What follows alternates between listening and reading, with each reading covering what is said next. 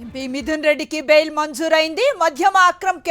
అక్రమ మద్యం కేసులో మిథున్ రెడ్డికి బెయిల్ మంజూరు చేసింది ఏసీబీ కోర్టు.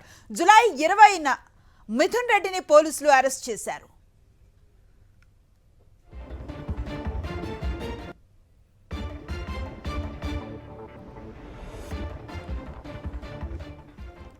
ఎంపీ మిథున్ రెడ్డికి బెయిల్ మంజూరైంది. ఏసీబీ కోర్టు ఈ బెయిల్ను మంజూరు చేసింది. మద్యం అక్రమ కేసులో మిథున్ రెడ్డి బెయిల్ మంజూరు చేసింది ఏసీబీ కోర్టు. జూలై 20న మిథున్ రెడ్డిని పోలీసులు అరెస్ట్ చేశారు. ఇప్పుడు ఎంపీ మిథున్ రెడ్డికి బెయిల్ మంజూరైన పరిస్థితి. మద్యం అక్రమ కేసులో మిథున్ రెడ్డికి బెయిల్ మంజూరు చేసింది ఏసీబీ కోర్టు. జూలై 20న మిథున్ రెడ్డిని పోలీసులు అరెస్ట్ చేశారు.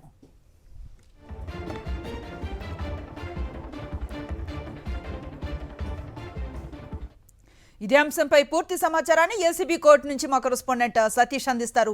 సతీష్,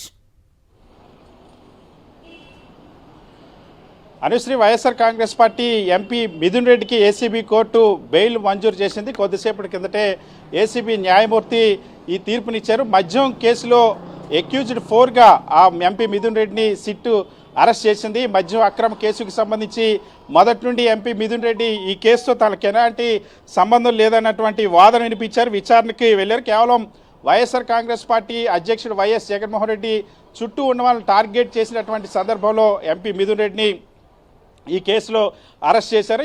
ఈ కేసుకి సంబంధించి జూలై 20వ తేదీన ఎంపీ మిథున్ రెడ్డిని సిట్ అరెస్ట్ చేసింది.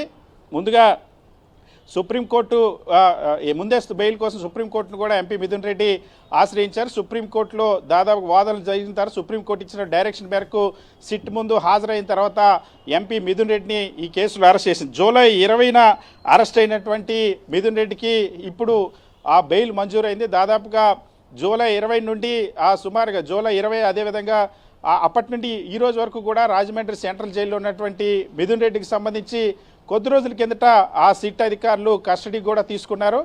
కస్టడీ పిటిషన్ కూడా కస్టడీ తీసుకున్న తర్వాత కూడా విచారించిన తర్వాత కూడా కేవలం ఒక 5 కోట్ల రూపాయల ట్రాన్సాక్షన్ సంబంధించి, అది కూడా ఒక చెక్కు ద్వారా జరిగినటువంటి ట్రాన్సాక్షన్ సంబంధించి ఈ కేసులో ఎంపీ మిథున్ రెడ్డిని ఇరికిచ్చారు. సో మద్యం కేసుకు సంబంధించి ఇప్పటికే వైఎస్ జగన్మోహన్ రెడ్డి చుట్టూ ఉన్నటువంటి వాళ్ళపైన వరుసగా కేసులు పెడుతూ వచ్చారు. దాదాపుగా ఈ కేసులో 12 మందిని అరెస్ట్ చేశారు. ఇందులో A1గా రాజ్ కసిరెడ్డిని ఏప్రిల్ 22న అరెస్ట్ చేశారు. అదేవిధంగా చాణక్యని ఏప్రిల్ 24న అరెస్ట్ చేశారు. A8గా ఉన్నటువంటి సజ్జల శ్రీధర్ రెడ్డిని ఏప్రిల్ 26న అరెస్ట్ చేశారు.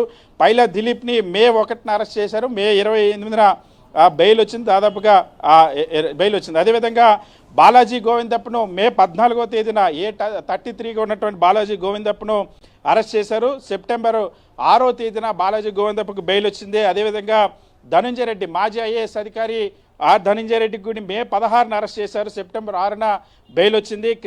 ఓఎస్టీ కృష్ణమోహన్ రెడ్డిని మే 16న అరెస్ట్ చేశారు. సెప్టెంబర్ 6న బెయిల్ వచ్చింది. ఈ కేసులో మిథున్ రెడ్డిని అందరికంటే చివరగా జూలై 20వ తేదీన అరెస్ట్ చేశారు.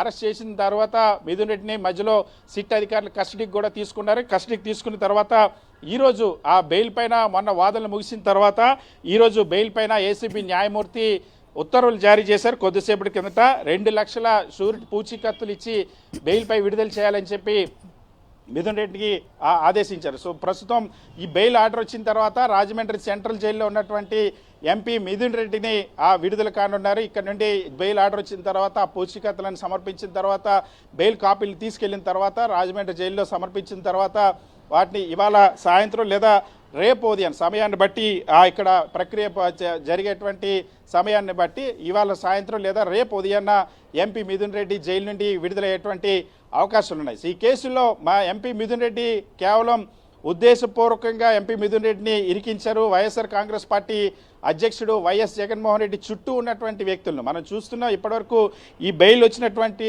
వాళ్ళలో కూడా ఎవరైతే వీళ్ళందరినీ కూడా టార్గెట్ చేసి మరి అరెస్ట్ చేసినటువంటి వ్యక్తులు వైఎస్ జగన్మోహన్ రెడ్డి చుట్టూ ఉన్న వాళ్ళనే అరెస్ట్ చేసిన పరిస్థితి. ఇప్పటికే మరొక వైపు ఈరోజు మళ్ళీ 6వ తేదీన వాస్తవం చెవిరెడ్డి భాస్కర్ రెడ్డి అదేవిధంగా రాజ్ కిషరెడ్డి సజ్జల శ్రీధర్ రెడ్డికి సంబంధించినటువంటి బెయిల్ పిటిషన్ల పైన కూడా విచారణ జరిగింది. ఈరోజు ఆ బెయిల్ పిటిషన్లపై తీర్పును 6వ తేదీకి ఏసీబీ న్యాయమూర్తి వాయిదా వేశారు. So MP Mithun Reddy Rajampet parliament నుండి ప్రాతినిధ్యం వహిస్తూ ఉన్నారు. 3వసారి వైఎస్ఆర్ కాంగ్రెస్ పార్టీ నుండి ఎంపీగా విజయం సాధించారు.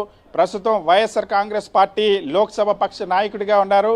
గత 5 ఏళ్లు కూడా వైఎస్ఆర్ కాంగ్రెస్ పార్టీకి సంబంధించిన లోక్సభ పక్ష నాయకుడిగా ఉన్నారు. అదేవిధంగా వైఎస్ఆర్ కాంగ్రెస్ పార్టీలో అత్యంత కీలకమైనటువంటి వ్యక్తిగా రీజనల్ కోఆర్డినేటర్గా ఉన్నారు. మాజీ మంత్రి పెద్దిరెడ్డి రామచంద్రారెడ్డి కుమారుడు ఆ ఎంపీ మిథున్ రెడ్డి అవడం, అదేవిధంగా వైఎస్ జగన్మోహన్ రెడ్డి కూడా గతంలో ఈ అరెస్టుకు సంబంధించి చాలా స్పష్టంగా చెప్పారు. అసలు మిథున్ రెడ్డికి ఎటువంటి సంబంధం, రాష్ట్ర ప్రభుత్వానికి సంబంధించినటువంటి వ్యవహారాల్లో ఎటువంటి సంబంధం లేకపోయినా, అధికారికంగా విధులు నిర్వహించేటువంటి అవకాశం ఏమాత్రం లేకపోయినప్పటికీ కూడా మిథున్ రెడ్డిని ఉద్దేశపూర్వకంగానే ఈ కేసులో ఇరికించారని వైఎస్ జగన్మోహన్ రెడ్డి సైతం గతంలో వ్యాఖ్యానించిన సందర్భం ఉంది.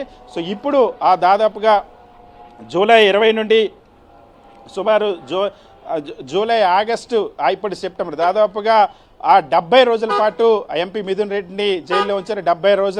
సుమారు 70 రోజుల అనంతరం ఇప్పుడు ఎంపీ మిథున్ రెడ్డికి బెయిల్ మంజూరైంది. ఏసీబీ న్యాయమూర్తి గతంలో వేసినటువంటి పిటిషన్ విచారణ తిరస్కరించిన తర్వాత రెండోసారి వేసినటువంటి పిటిషన్ ఇది. దీనిపైన కొద్దిసేపటి కిందట ఏసీబీ న్యాయమూర్తి తీర్పునిచ్చారు. ఈ కేసులో ఇప్పటివరకు 5గురు విడుదలయ్యారు. ఈ కేసుకి సంబంధించి బాలాజీ గోవిందప్ప, ధనుంజయ రెడ్డి, కృష్ణమోహన్ రెడ్డి, అదేవిధంగా పైలా దిలీప్, అదేవిధంగా ప్రస్తుతం మిథున్ రెడ్డి విడుదలయ్యారు. ఇంకా ఈ కేసుకు సంబంధించి ఇంకా 7గురు విడుదల కావాల్సిన 7గురు ఇంకా రిమాండ్లో ఉన్నారు. ఇందులో చెవిరెడ్డి భాస్కర్ రెడ్డి, వెంకటేష్ నాయుడు, బాలాజీ యాదవ్, నవీన్ కృష్ణ, అదేవిధంగా రాజ్ కేశ్ రెడ్డి, చాణక్య, సజ్జల శ్రీధర్ రెడ్డి. సో ఈ కేసు విచారణ సందర్భంగానే అనేక సందర్భాల్లో సిట్టు విచారణ జరిపినటువంటి తీరు పట్ల కానీ, సిట్టు ఎల్లో మీడియా కలిపి చేసినటువంటి దుష్ప్రచారం కానీ, వీటన్నిటిపైన అనేక విమర్శలు వెల్లువెత్తాయి. ఈ దేశంలోనే అత్యంత విమర్శలు ఎదుర్కొన్నటువంటి కేసు ఇది. దాదాపుగా 3,200 కోట్ల రూపాయల కుంభకోణం అని చెప్పినప్పుడు కూడా మనీ ట్రయల్ని ఎక్కడ కూడా గుర్తించలేకపోయారు. ₹1 కూడా ప్రభుత్వ నిధులు దారి మళ్ళినట్టు కానీ, దుర్వినియోగం అయినట్టు కానీ ఇప్పటి వరకు కూడా సిట్ ఎక్కడ కూడా నిర్ధారించలేకపోయింది. అనుశ్రీ, సతీష్, లిక్కర్ కేసులో వరుసగా నిందితులకు బెయిల్ రావటం అన్నది ఆరోపణల్లో బలం లేదని తేలిపోయినట్లే భావించవచ్చా?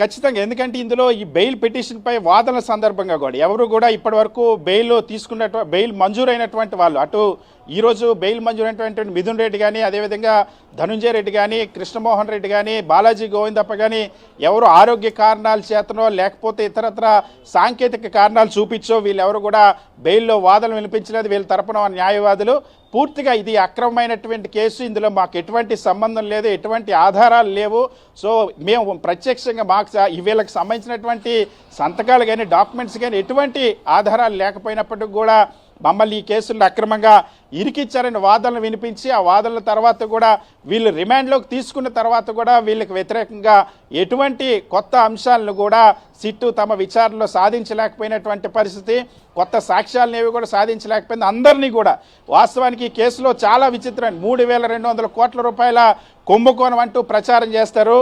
సిట్టే దాన్ని ప్రచారం చేస్తుంది. ఏ రూపాయి అంటే ప్రభుత్వానికి రావాల్సినటువంటి 3,200 కోట్ల దారి మెల్లే అంటే దానికి సమాధానం లేదు, లేదా ప్రభుత్వం మంజూరు చేసినటువంటి నిధులు ఏమైనా దారి మెల్లే అంటే దానికి కూడా ఎస్టాబ్లిష్ చేయలేకపోయింది. దాంతోపాటుగా కనీస కేసుకు సంబంధించి ఎవరైతే ఇప్పుడు ఉన్నటువంటి వాళ్ళందరినీ కూడా ఎవరో ఇచ్చినటువంటి స్టేట్మెంట్లు, తమకు నచ్చిన వాళ్ళు ఇచ్చినటువంటి స్టేట్మెంట్లు, వాళ్ళని బెదిరించి కొంతమంది అధికారులను, ఉద్యోగులను సిట్టు బెదిరించి ఇప్పించినటువంటి స్టేట్మెంట్ల ఆధారంగా వీళ్ళందరిపైన కేసులు నమోదు చేసి అరెస్టులు చేసిందని ఇప్పటికే వీళ్ళ తరపు న్యాయవాదులు వీళ్ళు కూడా ఆరోపించారు. వైఎస్ఆర్ కాంగ్రెస్ పార్టీ కూడా ఆరోపించింది. ఈ కేసులో చాలా ఆశ్చర్యంగా ఉంటుంది. ఇందులో కొంతమంది నిందితులు సాక్షులుగా మారిపోతారు, సాక్షులు నిందితులుగా మారిపోతారు. సిట్ చెప్పినట్టు, తెలుగుదేశం పార్టీ చెప్పినట్టు విన్న వాళ్ళంతా కూడా నిందితులు సాక్షులైపోతారు. వాళ్ళు వినకపోతే సాక్షులుగా వచ్చిన వాళ్ళు సైతం నిందితులుగా మార్చేసినటువంటి పరిస్థితి.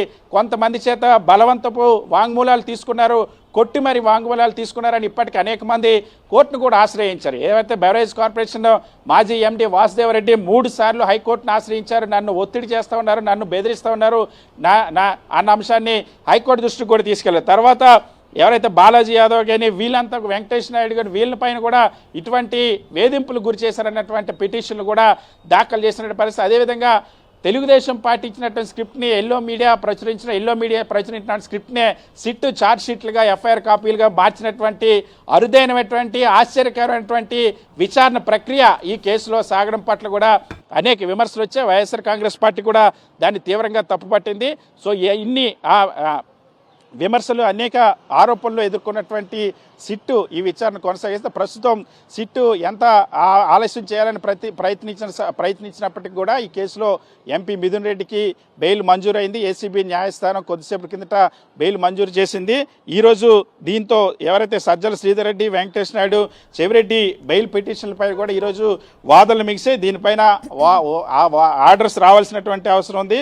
వారంలో 2 సార్లు సిట్ ఎదుట విచారణకు హాజరు కావాలని మిథున్ రెడ్డికి ఏసీబీ కోర్టు షరతు విధించి 2 లక్షల రూపాయల పూచీకత్తులతో బెయిల్ మంజూరు చేసింది. సతీష్, తనకు సంబంధం లేకపోయినా ఈ కేసులో ఇరికించారని గతంలో మిథున్ రెడ్డి వ్యాఖ్యానించారు. ఇప్పుడు కోర్టు కూడా బెయిల్ మంజూరు చేసింది. ఎలా చూడొచ్చు అంటారు? అంటే చాలా స్పష్టంగా ఈ కేసులో మనం వరుసగా జరుగుతున్నటువంటి పరిణామాలు చూసినట్టయితే అరెస్టు చేయడం వరకు ఏదైతే ప్రాథమిక దశలో ఉన్నాయి, విచారణలో ఇంకా వెలుగులోకి రావాల్సినటువంటి అంశాలు చాలా ఉన్నాయి. వీటి విచారణ ఇంకా ఎక్కువ లోతైన విచారణ చేయాలన్నటువంటి కారణాలతో ఎవరైతే తెలుగుదేశం పార్టీ నాయకత్వం టార్గెట్ చేస్తుందో, ఎవరినైతే ఉద్దేశపూర్వకంగా ఈ కేసుల్లో ఇరికించాలనుకుంటుందో వాళ్ళందరినీ అరెస్టులు చేయించారు. అరెస్టులు చేయించిన తర్వాత మాత్రం ఇప్పుడు వాటిని ప్రూవ్ చేయడానికి ఎక్కడ కూడా సిట్కి ఆధారాలు దొరకనటువంటి పరిస్థితి మనం చూసే. గతంలో హైదరాబాద్లో ఒక ఫామ్ హౌస్లో రాజకేశ్ రెడ్డికి సంబంధించి ఎప్పుడో రాజకేశ్ రెడ్డి పుట్టకముందు కొనుగోలు చేసినటువంటి ఆస్తిలో రాజకేశ్ రెడ్డి 11 కోట్లు దాచారంటూ దానికి సంబంధించినటువంటి వివాదం కూడా నడిచింది. అదేవిధంగా ఆస్తులన్నీ కూడా ఎవరికి సంబంధించిన ఆస్తులైనా సరే ఎప్పుడో 20 ఏళ్ళ కిందట, 30 ఏళ్ళ కిందట ఆస్తులు కూడా 5 ఏళ్ళ కిందట జరిగినటువంటి మద్యం కుంభకోణంలో వచ్చినటువంటి డబ్బులతో కొనుగోలు చేశారంటూ పేర్కొంది సిట్టు. ఇలాంటి అనేక తప్పుడు మార్గాల్లో విచారణ సాగిందన్నది చాలా స్పష్టంగా ఈ కేసు సంబంధించింది. ఆశ్చర్యంగా ఏంటంటే సిట్టు తమ విచారణలో వెల్లడైన అంశాలని కోర్టు కంటే ముందు ఎల్లో మీడియాకి రిపోర్ట్ చేసినటువంటి సందర్భాలు అనేకం ఉన్నాయి. ఆఫ్రికాలో ఈ పెట్టుబడులు పెట్టారన్నారు, రియల్ ఎస్టేట్లో పెట్టుబడులు పెట్టారన్నారు, ఎలక్షన్లో మొత్తం పనిచేశారన్నారు. ఒకే డబ్బుల్ని అన్ని రకాలుగా చూపించేటువంటి ప్రయత్నం చేశారు. వేటికి కూడా ఆధారాలు చూపించడంలో మాత్రం సిట్టు ఘోరంగా విఫలమైంది. దీంతో వైఎస్ఆర్ కాంగ్రెస్ పార్టీ నాయకత్వం కానీ ఎవరైతే బాధితులుగా ఉన్నటువంటి మిథున్ రెడ్డి, ధనంజయ రెడ్డి, కృష్ణమోహన్ రెడ్డి వీళ్ళంతా బాలాజీ గోవిందప్ప వీళ్ళు చెప్పినటువంటి వాదనలు నిజమని తేలినటువంటి పరిస్థితి. ఇంకోవైపు మిథున్ రెడ్డికి సంబంధించి ప్రత్యేకంగా చంద్రబాబు ప్రభుత్వం ఎప్పుడు అధికారంలో ఉన్నా సరే మిథున్ రెడ్డిని టార్గెట్ చేయడం అన్నది పరిపాటిగా మారింది. ఉమ్మడి చిత్తూరు జిల్లాలో ముఖ్యమంత్రి చంద్రబాబు సొంత జిల్లా అవడం, ఆ జిల్లాలో తెలుగుదేశం పార్టీకి వ్యతిరేకంగా పెద్దిరెడ్డి రామచంద్ర కుటుంబం ఉండడం, గతంలో కూడా మిథున్ రెడ్డిని ఎయిర్పోర్ట్లో కేసులో అరెస్ట్ చేయించింది చంద్రబాబు ప్రభుత్వం, మళ్ళీ ఇప్పుడు కూడా అరెస్ట్ చేసింది. సో ఇప్పుడు దాదాపుగా జూలై 20న అరెస్ట్ అయినట్టు మిథున్ రెడ్డికి కొద్దిసేపటి కిందట ఏసీబీ కోర్టు బెయిల్ మంజూరు చేసింది. బెయిల్ మంజూరు చేసినటువంటి మిథున్ రెడ్డికి ఈరోజు ఉత్తర్వులు అందిన తర్వాత ఈరోజు సాయంత్రం లేదా రేపు జైలు నుండి విడుదలయ్యేటువంటి అవకాశం ఉంది. అనసే